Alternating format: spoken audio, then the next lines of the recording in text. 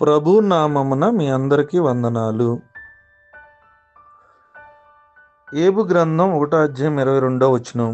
ఈ సంగతులలో ఏ విషయమందును ఏబు దేవుడు అన్యాయము చేసినని చెప్పలేదు. ప్రియమైనటువంటి దేవుని బిడ్డలారా, దేవుని యొక్క వాక్యం చాలా స్పష్టంగా ఈ దినాన మనతో మాట్లాడుతూ ఉంది. మన జీవితంలో కొన్ని సంఘటనలు, పరిస్థితులు అనుకూలంగా ఉండొచ్చు, కొన్ని పరిస్థితులు మనకు వ్యతిరేకంగా ఉండొచ్చు. అది నీ ఉద్యోగంలో కావచ్చు, ఆరోగ్యంలో కావచ్చు, వివాహ జీవితాల్లో కావచ్చు, అనేకమైనటువంటి పరిస్థితుల్లో కావచ్చు, ప్రియమైన దేవుని బిడ్డలారా, వ్యాపారంలో కావచ్చు.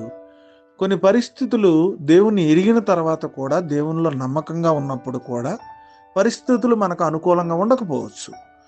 అనుకూలంగా ఉండనప్పుడంత మాత్రాన మనము మన విశ్వాసాన్ని బలహీనపరుచుకుని, దేవుడు నాకు న్యాయం చేయలేదా, దేవుడు నాకు సహకరించలేదా, దేవుడు ఎందుకు న్యాయం చేయలేదు అనే మాట మన జీవితంలో మనం మాట్లాడకూడదని ఏబు యొక్క జీవితాన్ని మనం గమనించినప్పుడు దేవుని బిడ్డలారా మనకు అర్థమవుతుంది.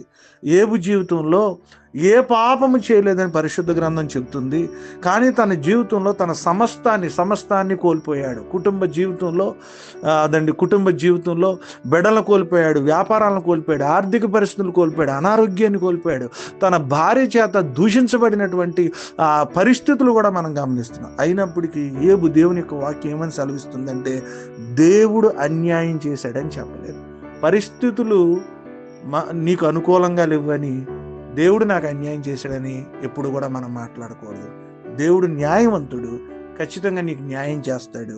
పరిస్థితులు ఈరోజు అనుకూలంగా లేవని, నీకు కలిసి రాలేదని, బాగోలేదని దేవుని మీద నేరారోపణ చేసే స్వభావం కానీ, విశ్వాసం కోల్పోయే స్వభావం కానీ రానియకుండా దేవుడు న్యాయం చేస్తాడని ఎదురు చూసినప్పుడు ఆయన కృప నీ కుటుంబం మీద ఉండి, కొన్ని కోల్పోతే తిరిగి అంతకంటే ఎక్కువ దీవెనతో నిన్ను ఆశీర్వదిస్తాడు. ఈ మాటలు, కొద్ది మాటలు దేవుడు మన వెనుకలో ఫలించి ఆశీర్వదించుగాక. ఆమేన్. మహోన్నతుడ మీ స్తోత్రాలు, మహాపరిశుద్ధుడ మీ వందనాలు. ఏబు గ్రంథం 1:22 ప్రకారం మాతో మాట్లాడినందుకు మీ స్తోత్రాలు. రాత్రంతా జ్ఞాపకం చేసుకుని మరొక శ్రేష్టమైన దినాన్ని మా జీవితంలో మీరు అనుగ్రహించినందుకు మీ నామాన్ని స్తుతించి మహింపరుస్తున్నాం.